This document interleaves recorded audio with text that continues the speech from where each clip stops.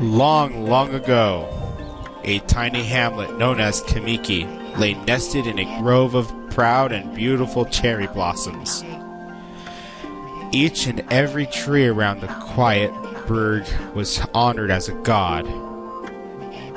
However, the village was not without its dark secrets.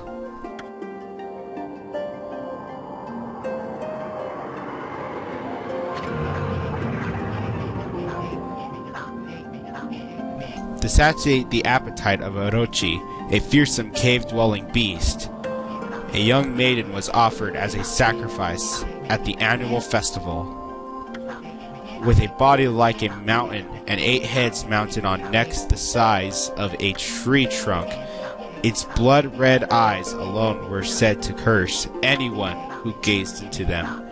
No one dared disobey the horrific beast.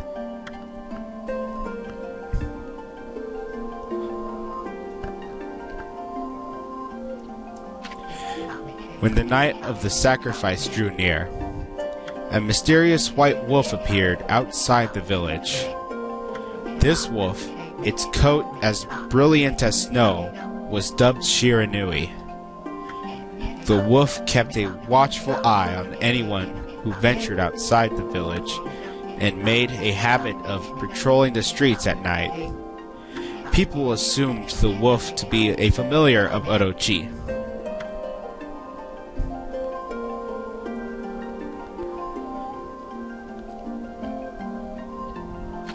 One villager took it upon himself to face the fearsome Shiranui.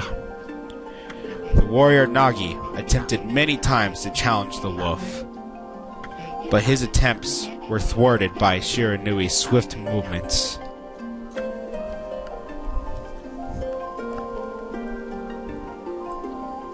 Before long, the night of the accursed festival had arrived.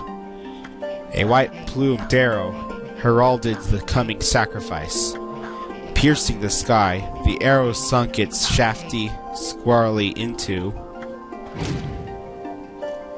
the home of Nami, the village's most beautiful maiden.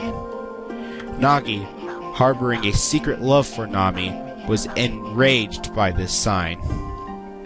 Determined to put an end to Orochi once and for all, Nagi traveled to the beast's cave in place of his beloved.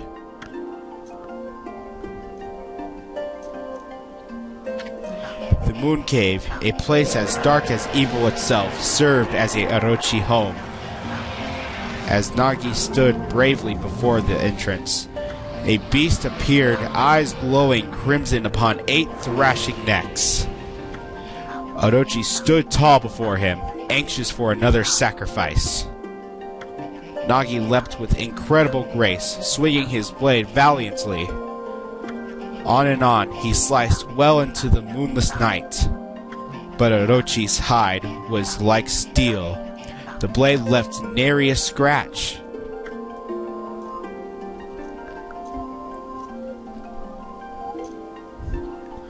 At long last, Nagi, his energy spent from the intense battle, dropped to his knees, fatigued and gasping for breath. He knew he was staring death right into the face. It was then that the wolf appeared. As if to protect Nagi, it stood its ground before Orochi. In the darkness of the cave, the wolf's coat shone brilliantly. Alas, it was Shiranui, the wolf that dwelled outside the village. Bearing its fearsome claws, Shiranui leapt forward Orochi. Orochi reared its terrifying heads, readying its fangs for battle. The two beasts struggled wildly, thrashing in the darkness.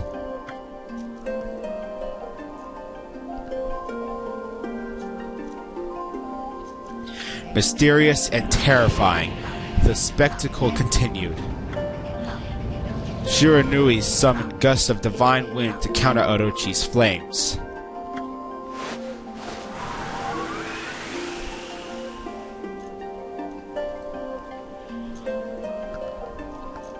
As Orochi closed in on Shiranui, sharp claws glistening.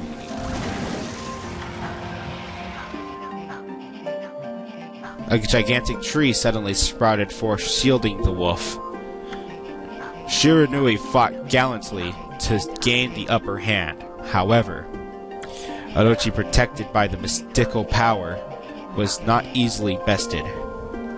Shiranui, covered in gashes, majestic coat dyed crimson, stood exhausted before the mighty Orochi.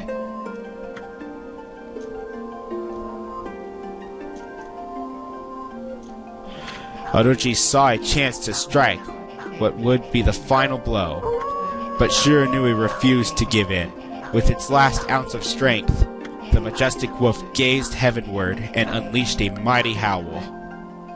Suddenly, the black clouds overhead dissipated.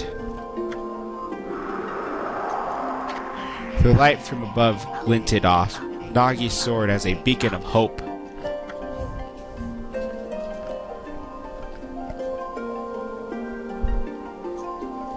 Guided by his sword, Nagi, who had been taking shelter in the shadows, stood proudly and faced his adversary, channeling all his strength into his scarred and battered arms.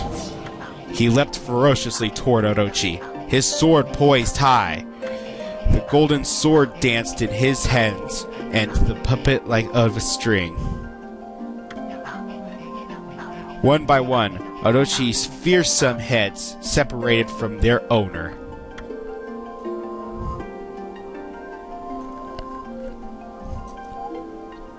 Orochi's broken body collapsed in a lake of its own blood. In that instant, the curse that plagued the villagers was lifted. As the battle subsided, the sun shone once again in the sky. Shiranui had succumbed to Orochi's poison and struggled to breathe. Nagi scooped the beast into his arms and returned to Kamiki. When they reached the village, Shiranui was no longer moving.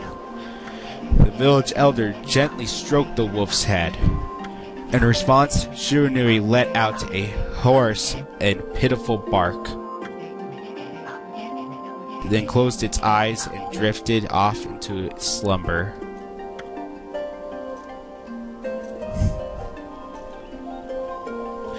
Peace had at last returned to Kamiki village. In honor of Shiranui's heroic exploits, the villagers erected a shrine and placed a statue of the wolf within it.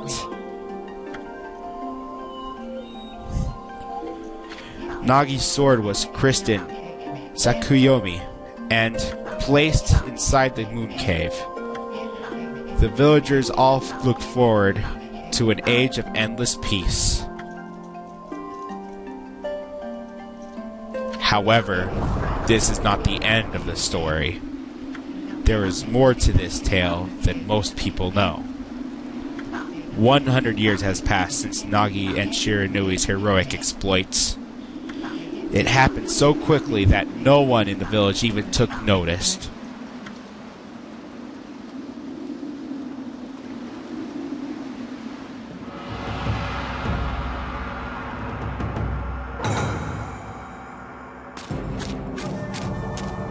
Is this the legendary sword? Is this Tsukuyomi, the sword that banished the dreaded Orochi? No, it couldn't be. It's just a legend, nothing but a fairy tale.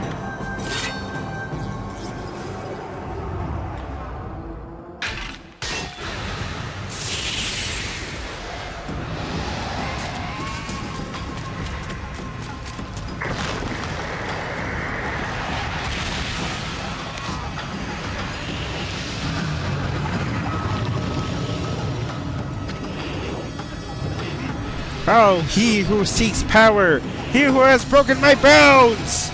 Speak the words, I wish darkness unto the world! Utter that prayer unto me, and I'll unleash my power!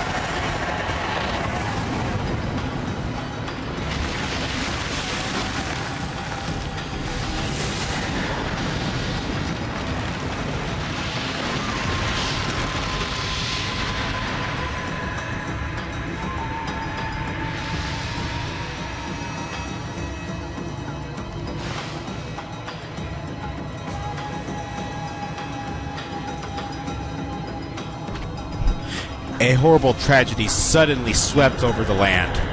However, there was one village that seemed to escape the terrible curse. The tiny settlement of Kamiki Village enjoys the protection of a sacred tree. It is here that the real story begins.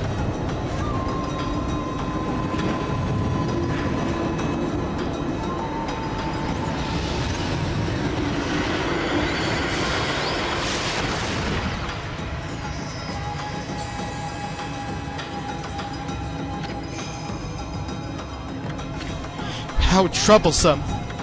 This is just like the ancient prophecy of doom. What has transpired to bring about such calamity? We must act quickly. There is no time to lose. My power has diminished over the years I've spent protecting this area. I don't have much time left in this world. Amaterasu, now is the time. We have never needed your power more. Shine your divine light upon this broken and polluted world. Let your heavenly rays become our hope as you guide us all.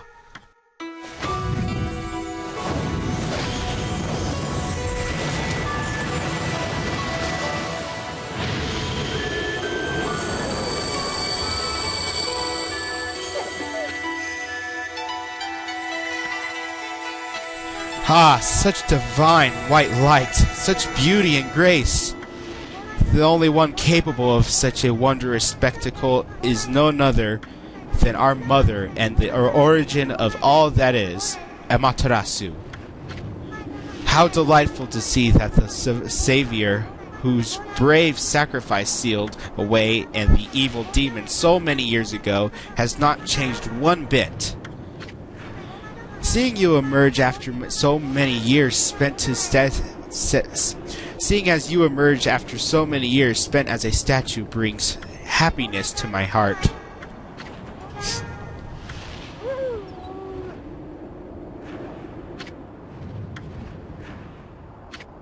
Amaterasu, gaze above you and take in the condition of the sky.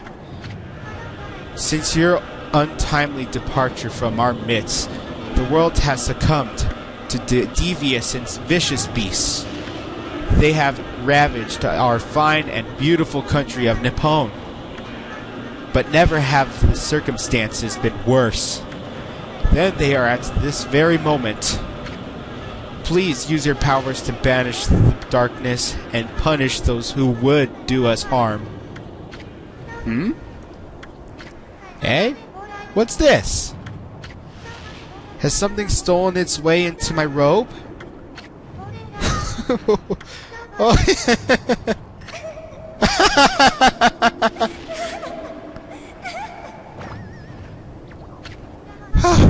What on earth? You again?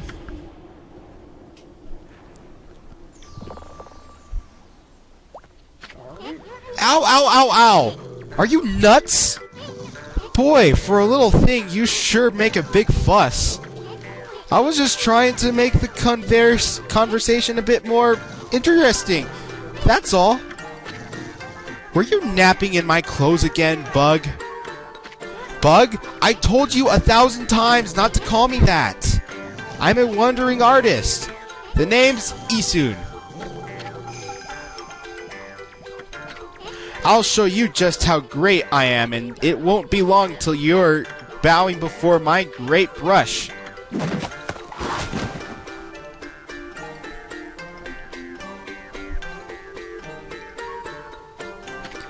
Well, what do you think? Even cuter than the real thing, no?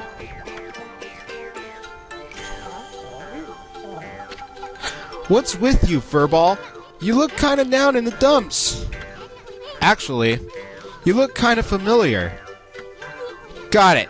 You look just like the statue of Shiranui. Whoa, what do you think you're doing? Are you crazy? A handsome guy like me should never be covered in wolf slobber. You'll regret messing with the great Issun. Don't make me use my prized sword Denkumaru against you.